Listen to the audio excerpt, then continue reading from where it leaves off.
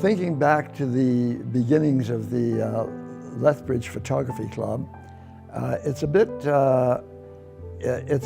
muddy in my mind because it was a transition for me from painting, from art painting and drawing to photography. And I'd been painting for many years with a group here in Lethbridge, and a few people got together just to form a photography club, so I joined them right away. And the dates are not clear, but it certainly was in the 60s. And my interest in painting was diminishing by then because I was getting so heavily involved in other things like building a university and starting the Allied Arts Council and all kinds of projects in addition to my orthodontic practice and owning and running a real estate company. So the dates are not clear, but I do remember that we had some real enthusiastic people who got together. I'm thinking of Maury Cates and Mike Bernajewski and several others. Those are the main ones. And we decided to form a photography club. That fit my agenda really well because becoming so busy in these other things, I didn't have the time to block off for painting that I used to have. And photography was a good way to do my sketching. So that's how it began. It's interesting for me that I had always been partly interested in photography because my father owned a lovely postcard-sized Kodak camera when I was a kid and took pictures. In fact, I have a picture over on the table here of a picture that he took of my mother when they were first married way back in 1922 in Galt Gardens with that camera. And the mystery of photography started then for me. Seeing that camera take images like that and where you could see them being blown up in the darkroom and all of that I found very, very exciting. And got more involved in photography later when I was lucky enough to be an Eastman Fellow at the University of Rochester in New York. And as a scholarship recipient, we were given the permission of buying any Kodak equipment at factory cost, not wholesale, but factory cost. And that's when I bought my first good camera. I bought a German-made Kodak Retina 2, beautiful little compact 35mm camera that flipped open with a small bellows, but with a wonderful lens, Schneider-Kuhnert lens, which did as well as the high-end Leicas did at that time, which were considered the ultimate 35mm camera. So I was very lucky to have that, and also to have permission to buy Kodak film, 36 exposures with processing at 50 cents a roll. So that really got me off to a flying start in photography. And that continued on until this moment that I told you about, where we first formed the club. Now, that was a very interesting group we had, and like many other institutions, it started dividing into two groups. The group that wanted to just improve our photography, and the other group that was more open and wanted a larger club and more members. And a real war ensued within the club where the populist segment won out. And I think it's been great for the club that it's involved people at all levels rather than sort of an exclusive club where we concentrated on just improving our own techniques. So through the years, it's been it's been a wonderful part of my life is attending the photography club since the 60s and right up until today.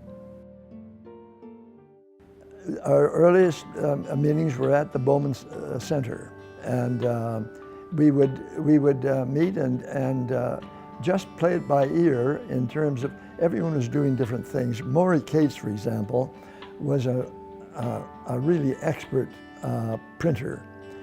He used a medium format camera, did black and white, strictly black and white, and did all his own, and he was a master printer and had a lot to offer the club. But of course, that's not what everybody was doing, and in fact, most people were more interested in 35 millimeter work and color. So we just played it by ear and kept going that way until this split occurred, where it was Mike Wyszynski who really led up the group. Personally, I was of two opinions. I wanted to improve my technique, but I also liked the idea of having a more open club, and really didn't support either one of them strongly. But Mike's faction won out, and I think it's been a great thing for the photography club. We would talk about, we would bring pictures and talk about what was involved in making them. It was prints. At that time, it was mainly prints. And later, we started introducing slides and doing slideshows. It was not as sophisticated in those days as it is now, and it was quite difficult to do. But gradually, it worked into when the digital revolution came. It became very much more using the digital media and having people enter the monthly meetings with pictures, contributing pictures, and having them critiqued. I had belonged to the San Francisco Multi-Image Society for a number of years, and got interested in doing multi-image shows, and did educational pictures shows for my practice, educating people on looking after their teeth and how to look after their braces and so on, orthodontically. So it was a real value to me, but then I got into the art end of it as well, with two projectors and a dissolve unit between the two projectors. I did that for many years before our photography club got heavily involved in it.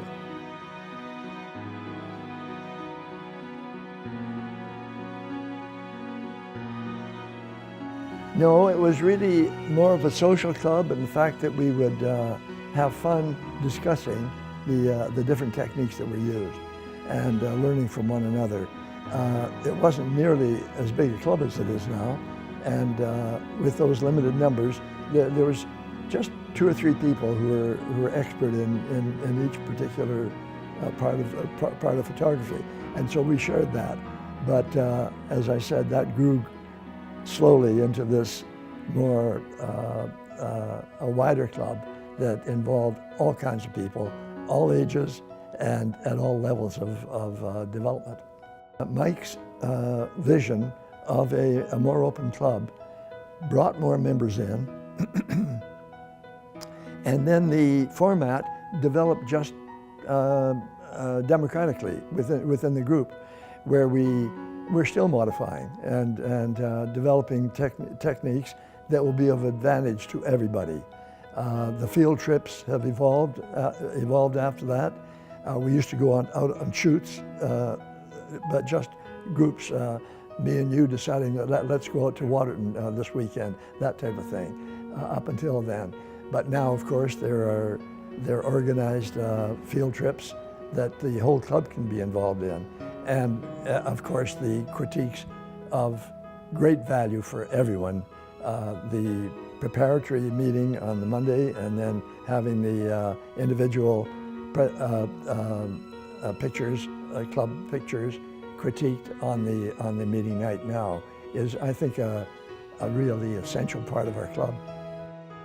The great thing is that photography now has become a much more accepted art form, and people are becoming much more interested in developing their technique and learning about composition and about how to present pictures effectively.